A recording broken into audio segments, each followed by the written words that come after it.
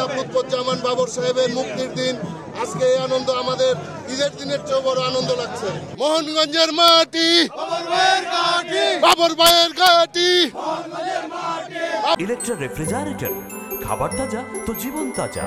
Electra, ফ্রিজের রাজা। 17টি বছর এই কুড়ি হাসিনা, স্বৈরাচারী হাসিনা, এই মিথ্যাবাদী সরকারের অত্যাচারের জেল জুলুম, মিথ্যা বানোয়াট মামলা দিয়ে অন্যায়ভাবে অত্যাচার করেছে। বাবর ভাই নির্দোষ। আজকে এই নির্দোষ প্রতিফলন হয়েছে।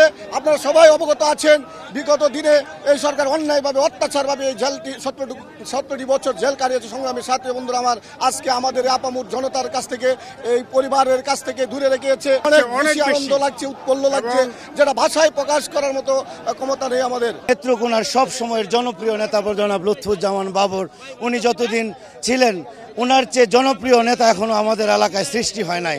এবং প্রত্যেকটা ঘরে ঘরে প্রত্যেকটা মা বোন ওনার জন্য দোয়া করছে যাতে লুৎফুজ্জামান বাবর সাহেব নিঃশর্ত মুক্তি পায়।